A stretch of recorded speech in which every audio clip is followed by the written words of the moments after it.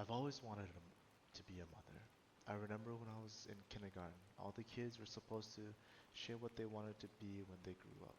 Most kids said things like firefighter, astronaut, doctor, cat doctor, etc. I said mother. My teacher, Miss Moss, told me I could be a mother as well as something else and encouraged me to pick another dream job. I honestly couldn't think of one, but because all the other kids were staring at me, I blurted out, teacher! That made Miss Moss smile, but it made me feel bad because I knew I was lying to her. I've always hated lying to people. That's why I'm going to tell you the truth. I promise. I always knew I was going to be a mother, but never in a million years could I ever imagine I'd have a daughter like Frasier. When in my teens, I got my first serious boyfriend, Jack. I started birth control because I knew it was the responsible thing to do. Logically, I knew I wasn't ready to be a mother, but I still couldn't help the feeling of despair that washed over me when each time I swallowed another pill. Emotionally, it felt wrong, putting this barrier up between myself and my longest held dream. Sometimes I'd even cry. These feelings became especially acute when Jack and I decided to get married. I wanted to start a family immediately, but Jack wanted to finish university and get settled into our careers before talking about kids. I agree that that's the most logical thing to do. I kept swallowing those pills prolonging, while pouring my longing into my journals. I'd make a list of baby names and dreams about who my child would grow up to be. Would they want to become a doctor? Or perhaps an investigative journalist? Maybe their greatest desire would be to be a parent like me. I followed mommy bloggers online, memorizing their tips and tricks so I'd be ready to be the best mom ever, simultaneously wondering if my family would be as perfect as theirs. But I honestly wasn't looking for perfection. I just wanted to have a happy kid who would feel loved as their unique self. I knew whoever arrived, I would love them to the stars and back. I was going to be the best mom I knew I would be. Finally, Jack and I were ready to start a family, but it turned out to be much harder than I expected. Much harder. Months turned into years, and every negative test hit like a knockout punch. It never got easier. It probably didn't help that I was still following those perfect mommy bloggers with their perfect families. So I started following others who were sharing their fertility journeys, people who were struggling as much as me. That helped me start sharing my own experiences. It felt so good knowing that I wasn't alone. I felt like being a part of this amazing community of people I had never met. Each time a fellow struggler finally found success, we all congratulated them joyfully. But alone with Jack, I had to cry. I was starting to, I was tired of waiting for my turn. I knew this wasn't only taking a toll on me. Jack was struggling too. One day while I was crying in his arms, he asked me, if we aren't able to have a kid, will life with just the two of us be so bad? My silence was enough for both of us to understand my answer to that. Jack and I decided to use all our savings to try IVF. The process was tough emotionally and physically. Injections, ultrasounds, waiting, but it was all felt worth it to me. Then finally, it happened. I was pregnant. The world finally felt like it made sense to me. Jack and I were completely overjoyed. I felt like I was walking on fluffy white clouds. That that was before I knew what was coming. When we found out I was carrying a boy, we named him Oliver. But then, during a routine ultrasound, everything changed. The technician's silence and the doctor's grave expression told us that we didn't want to hear something was wrong. Those fluffy white clouds I had been walking on, they came dark storm clouds that surrounded me for the rest of my pregnancy. We knew our son wasn't going to live long after his birth. In the end, one day was all we had with our perfect boy. I loved him to the stars and back, and I still do. I just wish I could have done more, done something to give him more time. I couldn't help but feel like I failed as a mother. The next days, weeks, months passed in a haze of grief so heavy I didn't know how to survive it. The nursery we so joyfully prepared now felt like a cruel joke. Silence felt deafening, and any noise that was the wrong noise. I'd like to say that our relationship grew stronger through our shared grief, but it didn't. I wanted to start trying for another baby. I thought it would help us step forward out of the darkness we felt trapped in. I thought it'd be good for us to have something to look forward, but Jack said he wasn't ready. He said we needed to build back our savings. It didn't take me long to get him to admit that actually the main reason was that he was scared about having another sick child. Jack packed his bags to stay at a hotel for the night. He just needed a bit of space. He never moved back. Somehow, in the midst of all of this, I found myself back online, sharing my stories. The responses poured in, messages of love and shared pain, messages I clung onto with desperation as if each were my lifeline. I was in the bleakest part of my life, and those lifelines were essential to make things even worse. I couldn't keep up with the mortgage, so I had to list our house for sale. I shared all of this to my followers. Now I wonder if I had never shared anything online, would my daughter even exist? I think it was because I shared a story that the New Genesis Institute found me. Maybe Dr. Hart did personally read my post, or maybe an algorithm pointed them towards who they were looking for, a desperate woman who'd give anything, do anything for a child. I don't know how they found me, but I know that Freya wouldn't exist without them. It was early on a Sunday morning when I received this email. We are thrilled to extend you an invitation to participate in an exclusive opportunity at the New Genesis Institute, a private fertility clinic dedicated to pioneering the future of human health and wellness. After learning about your fertility challenges and the heartbreaking loss you've endured, we believe you are uniquely positioned to benefit and contribute to the groundbreaking work at the New Genesis Institute. Your journey has deeply resonated with Dr. Evelyn Hart, whose mission is not only to support those facing struggles, but also to advance the science of preventative medicine for future generations. To access your official invitation, please sign the required NDA. There was a link to an NDA. I was nervous about clicking anything. It looked legit, but this was this really some sort of horrible scam? By doing a quick online search, I learned the New Genesis Institute was funded by Dr. Evelyn Hart, a billionaire philanthropist who had been funding health initiatives for years.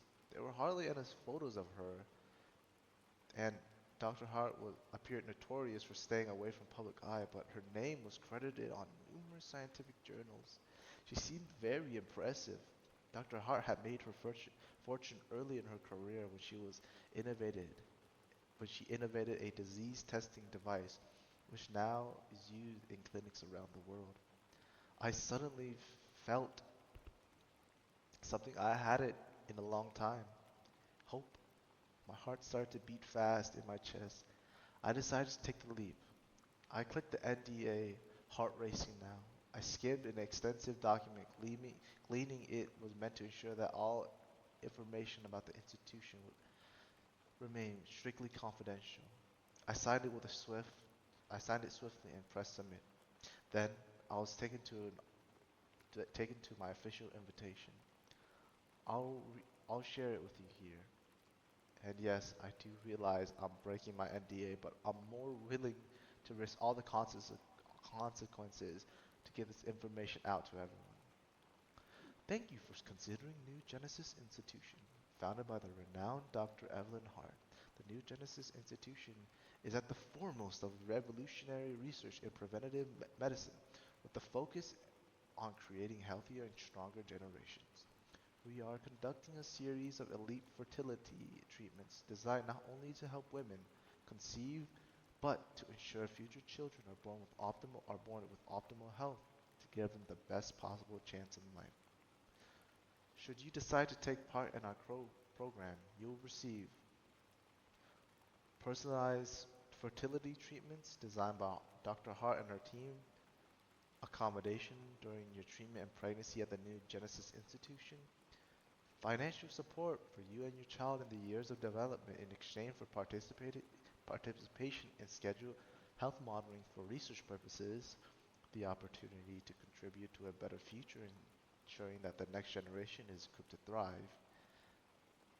This invitation was offered to a select few individuals and is fully funded by Dr. Hart's personal investment in the future of medicine. Your resilience and willingness to embrace new possibilities have made you an ideal candidate for our program. If you want to participate in our innovative fertility program, please RSVP at your earliest convenience. We look forward to the opportunity to welcome you to the New Genesis Institution. I stared at the letter. I for I don't know how long, reading it and rereading it and rereading it, and then suddenly, before I realized I was making the decision, I was responding. Thank you so much for reaching out. Yes, I would love to participate. The response came quickly.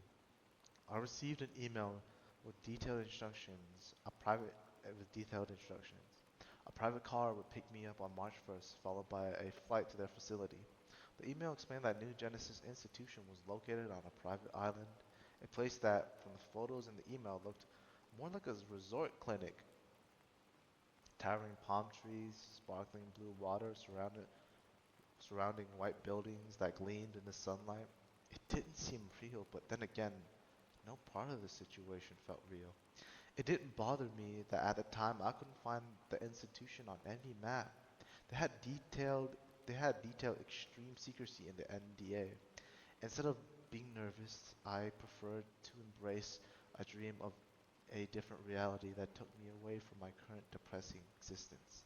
Plus, it was perfect timing. I was looking for a rental starting March 1st, and all the accommodations were included during my stay at the institution. I wouldn't have to worry about that at all. All I had to do was just move all my stuff to a storage unit and let my life take me where it was going to take me. I had spent years, so many years, trying to achieve a specific plan. Giving over to this felt right to me.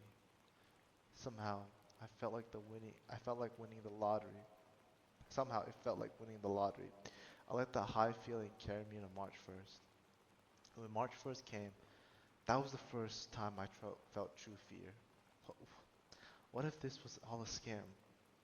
Or worse, a joke? Someone was pay, Someone was playing me, and if they were, why?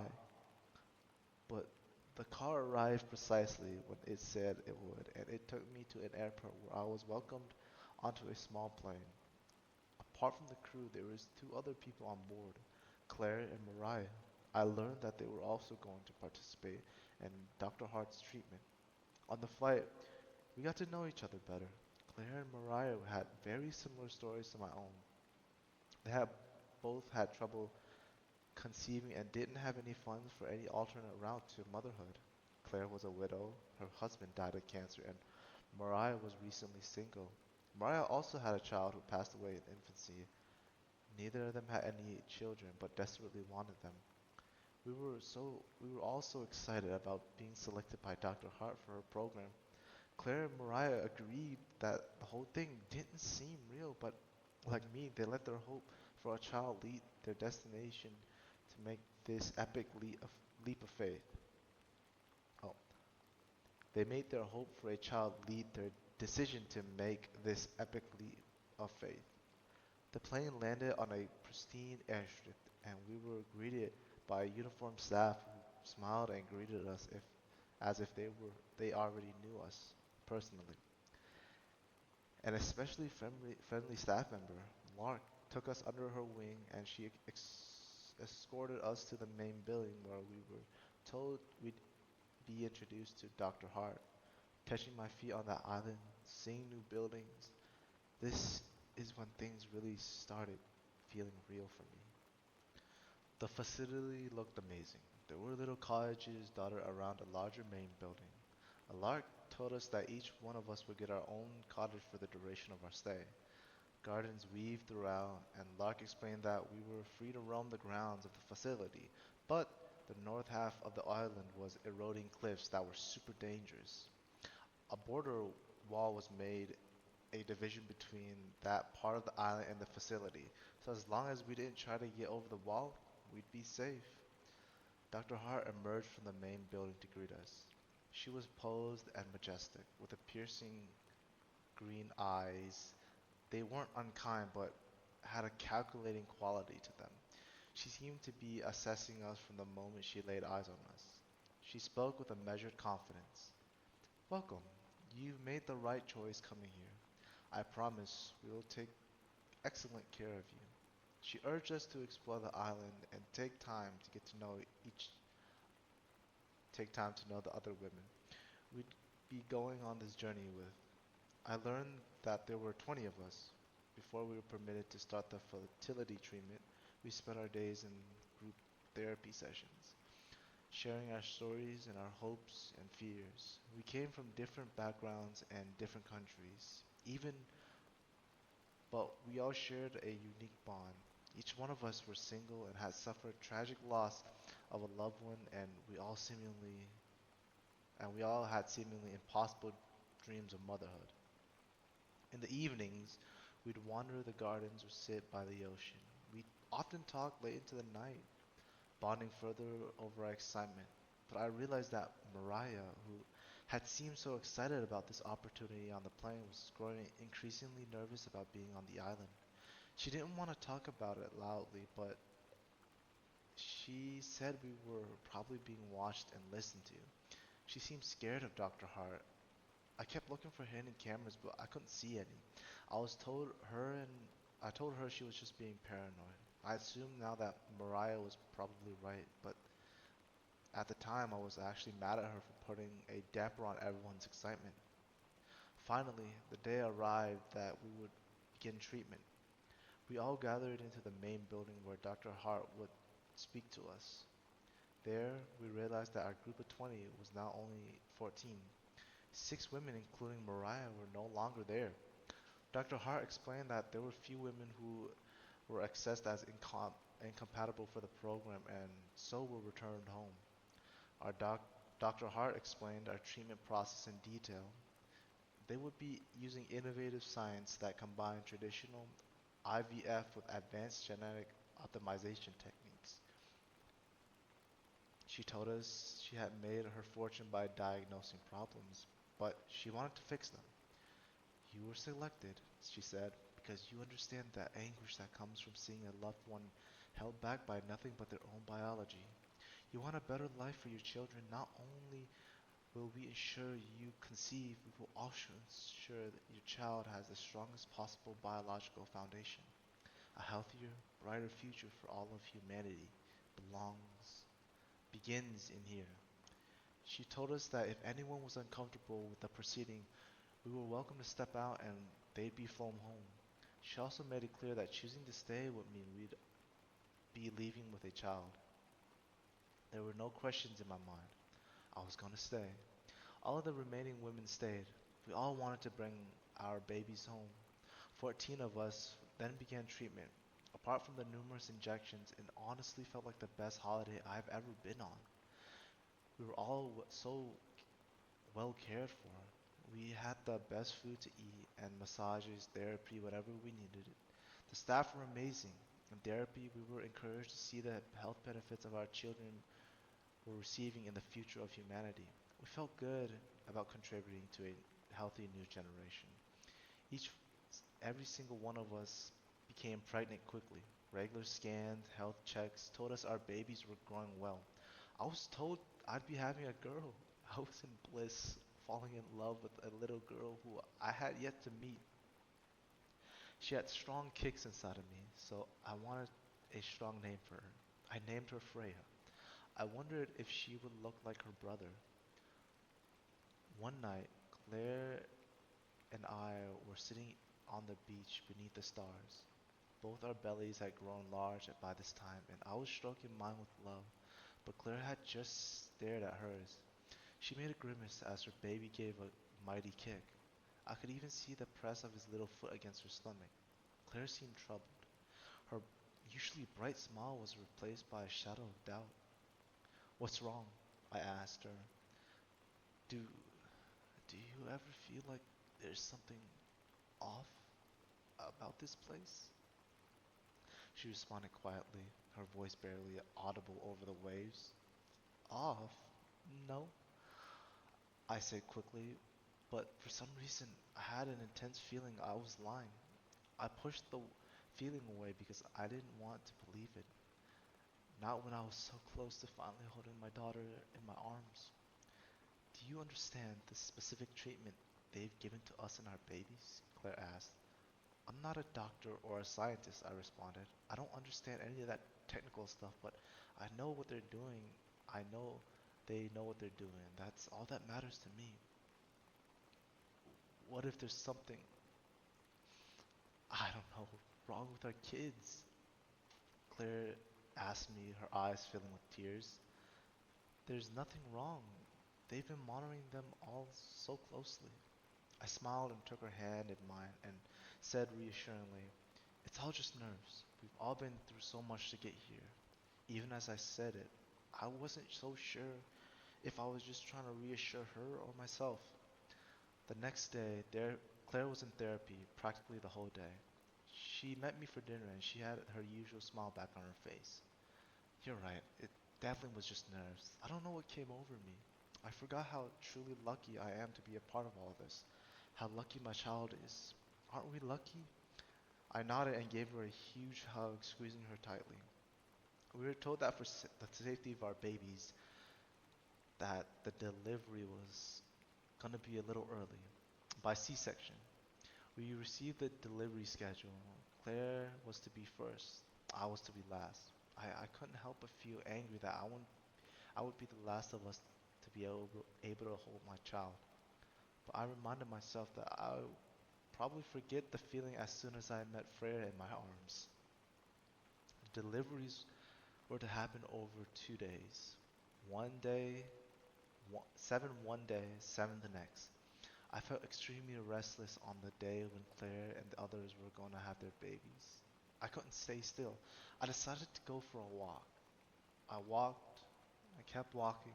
No one stopped me. All the staff were busy with deliveries at the time. But for some reason, I kept heading north. I don't know what took me there, but eventually I got to the border wall. Coming against it made me frustrated that I couldn't keep walking. The wall made of stone was on top of an electrical wire. Pretty extreme, I thought. I couldn't help but wonder what was on the other side. At the time, I told myself I was just desperately needing something to distract myself from the agony of waiting to hold my child. But deep down, I think I was actually scared about the information they were keeping from us. I decided to climb a tree.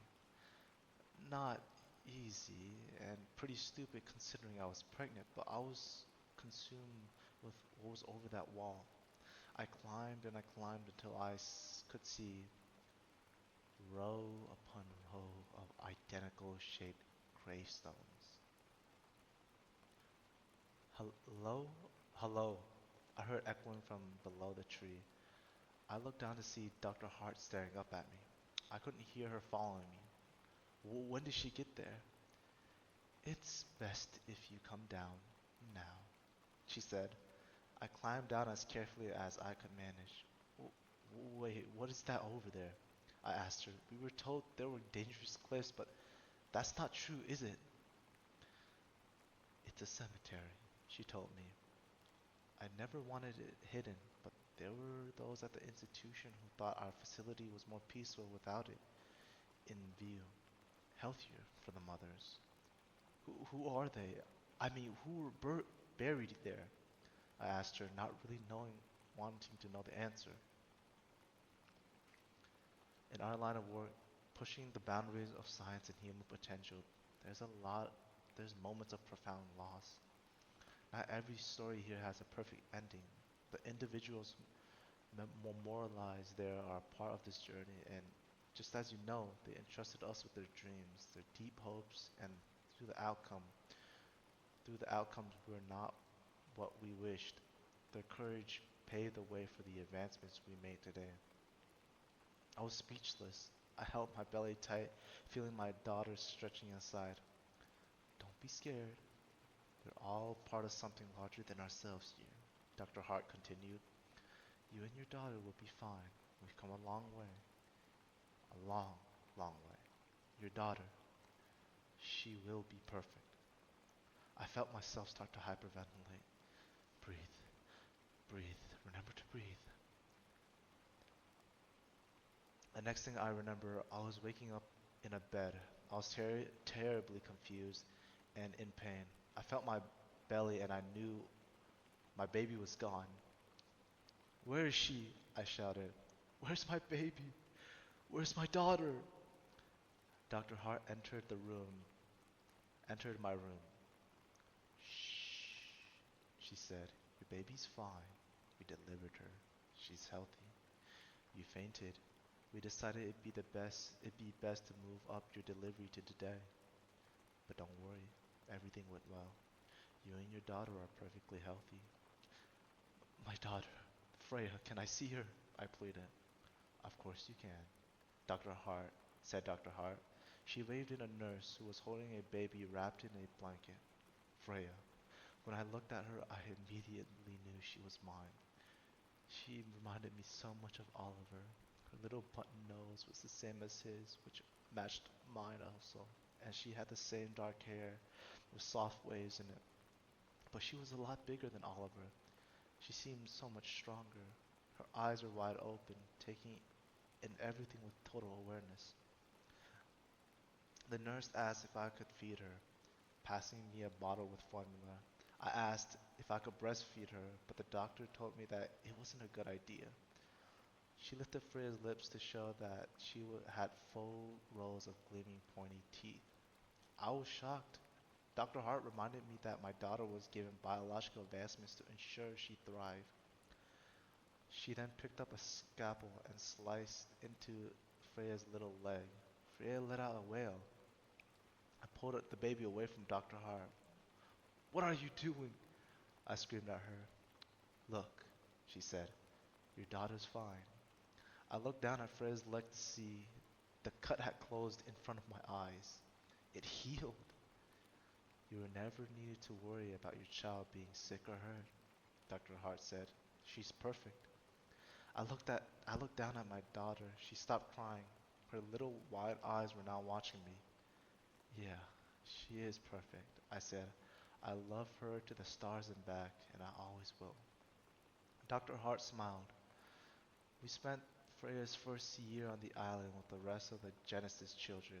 That's what we call the children born to us were 14. It was a dream. Freya grew quickly. All the children did. They all hit milestones far ahead of schedule. Freya crawled at 2 months, walked at 5, and her first words were eerily articulate for someone who was barely out of infancy. Her first days, her eyes full of curiosity, intelligence seemed to hold more understanding than they should have. I marveled at her achievements. Claire and I got closer in the years too. She watched her son, Kian, grow with such amazement as me. Any worries she had before seemed to wash away, seeing him play and laugh with his friends. After the first year, Dr. Hart arranged us all to transition into the real world. Freya and I were peacefully in a fully well furnished apartment. It was all beautiful. A dream, really, not knowing that was our home. I should have felt comfortable there. but the first night I couldn't fall asleep. I was super restless. I tossed and turned for hours. I settled myself thinking I was probably just missing the comfort of the island, the family I'd formed between the mothers and children and staff. Finally, I fell asleep. I dreamt about the island, dreamt about Freya and I in our cottage, but in my dream I left Freya. I walked away north to the cemetery. I got to the wall and it loomed over me. So I pushed and pushed until it crumbled. Beyond it were the gravestones, and Mariah, she was standing there half buried in a grave, and she was staring right at me. I woke with a start. I tried to shake the nightmare of Mariah from my head, but it was almost as if I could hear her voice whispering. I couldn't hear what she said, but it made me remember about what she said to me on that island. I got out of bed and searched every corner, but I couldn't find anything. I felt foolish for looking. We had scheduled health checks with the institution staff so they didn't need to watch us 24/7. I told myself, I, w- I told myself, I went back to bed. Freya thrived. She excelled in school, almost too much. She continued to be placed ahead of her age group. It made it a bit of a challenge for her to find friends, but she had fun in sports. She joined the swim team and was winning gold medals as soon as she started, and she loved painting. I kept in contact with Claire, who lived in the same city as me. Claire noticed that Keon was having challenges making friends too. I, it made her sad because she remembered how happy he was with the Genesis kids. I made a point of scheduling more playdates with Keon and Freya so they could hang out. The two really got along well. They were almost like siblings. Freya and I had a wonderful time in her childhood. She told me everything, kids at her school, her favorite book, what shape she thought the clouds looked like, and how she wanted to paint them. She'd break into a huge smile when she saw me cheering for her at her swim meets. We'd spend hours together, her words flowing like a babbling stream. She trusted me with everything, and I relished every moment with my beautiful, strong, brilliant daughter. Every second with her felt like a miracle. When Freya was around 15, things began to shift. I noticed her temper seemed to flare more if she was hungry. I figured it was pretty normal for a teen. I didn't think much of it. Just prepare myself for a rocky teen phase, then make sure to stock the fridge well. Then started being obsessed with meat, which was weird because she used to turn her nose up at it till now. Now that's all she ate. She even pushed away the macaroni and cheese I made for her, which used to be her favorite. One day I caught her licking a raw steak and asked what she was doing. She snapped at me. What? I'm hungry. I took the meat away from her and immediately scheduled a health check with the clinic. They did some tests and told me Freya just needed more iron in her diet. They gave me a strict meal plan for her. She told me to reach out again if there was any changes. I called Claire to see if Kyan had any issues. She told me he just had health checks as well and was given the same diet. She sounded weary. I asked if everything was okay and she confided in me that Kian was having a really hard time at school. He wasn't getting on well with the other kids at all, picking fights which he'd win every time.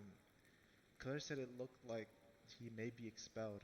She said she had talked to the institute about it and they said they couldn't manage public schooling. They would arrange a suitable boarding school for him. I hung up. Thankfully, Freya's problems weren't that bad in comparison. Freya managed pretty well with her new meal plan. She seemed happy. That made me happy. Then one day, Claire called me sobbing. She said that Kian was gone. Gone? I asked, my heart plummeting to my stomach. My first thoughts were, for some reason, that when she said gone, she meant dead. She was that distraught. But no, she explained that something happened to his school and the institute felt like it was best to take him and to school him in their private boarding school where he could be more closely monitored, where his lessons would match his intellect level better. Claire said that she wasn't able to visit him, just have him for the holidays. I told her that if he was having challenges in the regular system, then boarding school would probably be great for him. She agreed. and I reminded her that Christmas was just around the corner and she'd be able to see him soon. But then Claire said that she wished they'd keep him for Christmas too. I was shocked. What do you mean? She whispered so quietly I could barely hear her. Because I'm scared of him. I tried to reassure Claire that at that boarding at the institute would help Kian calm down. They know what they're doing. I said, "Yes, right, of course," and said goodbye. I hung up rather rattled. I found Freya, who was reading in her bed, and kissed her goodnight. That night I began to have the same nightmare, the one with Mariah in the grave. I woke up covered in a cold sweat and got up to get out of bed and tossed myself PJs into the wash. Then I noticed Freya's bedroom was hung open. I looked in and she was gone. "Freya!" I called, but there was no answer. I panicked and ran into the hall. I shouted. Then I saw her. She was emerging from her neighbor's apartment. "What are you doing?" I asked her. She turned to me and then that's when I saw it. The blood dripping down her mouth. I ran to her. "Freya, what happened? Are you okay?" I asked. She looked at me with an almost shocked look on her face. I was hungry," she answered plainly. I pushed into our neighbor's apartment to see the body, bloody, broken, chunks of flesh torn from it. I felt Freya grasp my arm tightly. "Mom, I didn't want to kill anyone. I swear I was just hungry, starving. I had to eat." I felt myself begin to hyperventilate. "Mom, breathe." I heard Freya say in darkness as I heard Freya say as darkness clouded my vision. "Please breathe." The next thing I remember is the staff in the institution in my apartment. How and when they got there, I have no idea. But I saw there was still blood on Freya. They told me that they would take care of everything and Freya just needed special monitoring. They told me that she'd be taken care of into their private boarding school. Where Kian is, I managed to get out. Yes, I was told. Actually, Dr. Hart decided it was best for all the Genesis children to be schooled together from now on, a controlled environment where they could learn to manage their differences. They told me that they would keep in contact. Also shocked that all I could do was nod. They started to usher Freya to the door. I jumped. I wrapped Freya in a big hug and told her I loved her and that I would always love her. Then they were gone. Then I just sat there for hours, wondering what if I told my what I told my daughter. I told her I loved her. How could that be true? She just killed someone. Ate them. I was horrified, disgusted. It made my head swim. My beautiful, strong, brilliant daughter was what, a monster? I puked onto the floor in front of me, but I knew what I said wasn't a lie. I still loved my daughter, and I knew I still wanted to protect her. I trusted the institution would help her. They knew what they were doing, right? I called Claire and told her that Freya would be joining Kian at the boarding school. I wanted to tell her why, but I found out I couldn't. I skirted the truth instead of telling her that I truly believed they were both in the right place. Staff of the institution gave us updates on Freya. I was told she had been taken back to the island with other Genesis children, where a boarding school was set up. I was assured they had the best teachers available. At first, the updates about Freya came regularly. The institution told me that she was adjusting well to the life among other children, and Freya would write me letters. We were able to keep up a connection at the beginning, but over time, the updates grew sparse. Then Freya stopped replying to my letters. When I tried to call, the staff were polite but evasive. Eventually, the communications stopped entirely. It had been 2 years since I last saw Freya. It terrified me that I wasn't able to contact anyone. I was desperate for any type of communication. What if Freya was hurt and I didn't know? What if she was dead? I wanted to go to the island, but I had no idea where it was. Claire urged me to just leave it. She said it was just best to let the institution take care of things. She reminded me what I told her. They know what they're doing. Then the news broke. a staff member of the institution, one of the survivors. She was the one that went to the media. She was interviewed and I recognized her immediately. Lark. She, I remember how happy and kind she used to be. Now her face looked haunted. She shared the footage of the massacre. I could hardly recognize the island when I saw it first. It was no longer an oasis. CCTV footage captured what looked like scenes from a horror film. Bodies of staff members ripped apart lay strewn across the ground. Multiple video angles around all the facility over the gardens. A footage showed Clark cowering by a group of Genesis children pleading for her life. I say children because that's how I knew them, but they didn't look like children anymore. They looked like strong young adults in their 20s. But I recognized the person leading the group. It was Kian. I scoured their faces, hoping with all my soul I would see her faces among these covered in blood. Predator eyes gleaming with hunt, but she was there. My heart sank when I saw her, but at the same time she was alive. My daughter was alive. We will let you deliver a message, Kian told Lark. Humanity had its time, he said. We are the future. Then Kian turned to speak directly to the CCTV camera. They thought they could control us, he shouted. They thought they were superior because they made us. No, we are stronger, faster, smarter. Humans are below us. Why should we bow to them? Why should we be caged? Those behind him cheering defiantly included Freya. They all turned and left, Lark, alive, shook with sobs. The CCTV footage then showed children getting on boats and leaving the island. The news then showed the island was being swarmed by police and investigators, of course. I'm sure you've probably seen all this. The bodies were identified, but Dr. Hart, who had funded the institution, was not among them. There was no evidence of where she could be. All the other CCTV footage and institution files appeared to have been destroyed.